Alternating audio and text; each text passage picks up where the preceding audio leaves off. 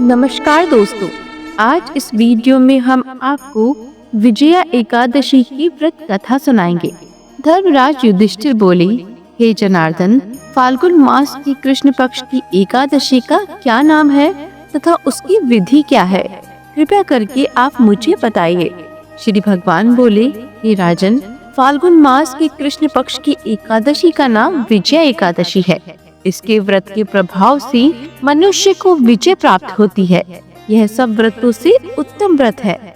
इस विजय एकादशी के महात्म्य के श्रवण व पठन से समस्त पाप नाश को प्राप्त हो जाते हैं। एक समय देवर्षि नारद जी ने जगत पिता ब्रह्मा जी से कहा, महाराज, आप मुझसे फाल्गुन मास के कृष्ण पक्ष की एकादशी का विधान कहिए। ब्रह्मा जी कहने लगे कि हे नारद, विजय एकादशी का व्रत पुराने तथा नए पापों को नाश करने वाला है। इस विजय एकादशी की विधि मैंने आज तक किसी से भी नहीं कही। यह समस्त मनुष्यों को विजय प्रदान करती है।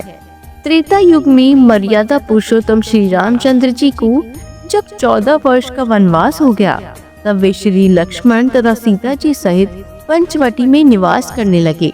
वहाँ पर दुष्ट रावण ने जब सीता जी का हरण किया, तब इस समाचार से श्री रामचंद्र जी तथा लक्ष्मण अत्यंत व्याकुल हुए और सीता जी की खोज में चल दिए। घूमते घूमते जब वे मरणासन जटायु के पास पहुँचे तो जटायु उन्हें सीता जी का वृतांत सुनाकर स्वर्गलोक चला गया। कुछ आगे जाकर उनकी सुग्रीव से मित्रता हुई और बाली का वध किया। हनुमान जी ने लंका में जाकर सीता जी का पता लगाया और उनसे श्री रामचंद्र जी और सुग्रीव की मित्रता का वर्णन किया। वहां से लौटकर हनुमान जी ने भगवान राम के पास आकर सब समाचार कहे। श्री रामचंद्र जी ने वानर सेना सहित सुग्रीव की संपत्ति से लंका को प्रस्थान किया। जब श्री रामचंद्र जी समुद्र के किनारे पहुँचे, तब उन्होंने मगरमच्छ आदि से युक्त उस अगाध समुद्र को देखकर लक्ष्मण जी से कहा कि इस समुद्र को हम किस प्रकार से पार करेंगे? श्री लक्ष्मण ने कहा, हे पुराण पुरुषोत्तम, आप आदि पुरुष हैं, सब कुछ जानते हैं। यहाँ से आधा योजन दूर पर कुमारी द्वीप में वगदालप्य नाम के मुनि रहते हैं। उन्होंने अनेक ब्रह्मांड देखे हैं। आप उनके पास जाकर इसका उपाय पूछिए। लक्ष्मण जी की इस प्रकार के वचन सुनकर श्री रामचंद्र जी वगदालप्य ऋषि के पास गए और उनको प्रणाम करके बैठ गए।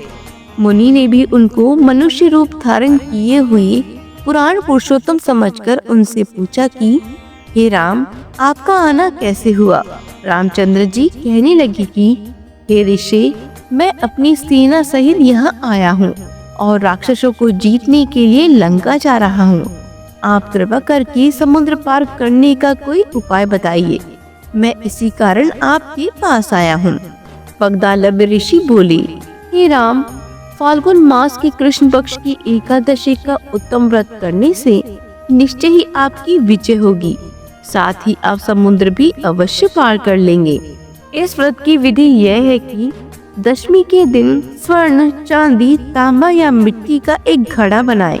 उस घड़े को जल से भरकर तथा 5 पल्लव रख वेदिका पर स्थापित करें।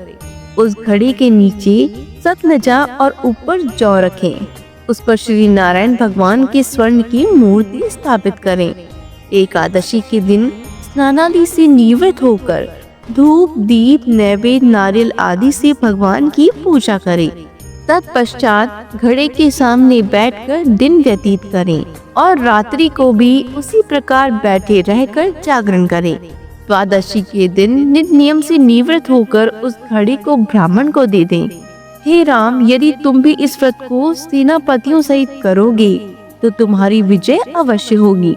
श्री रामचंद्र जी ने ऋषि के कथनानुसार इस व्रत को किया और इसके प्रभाव से दैत्य पर विजय पाई।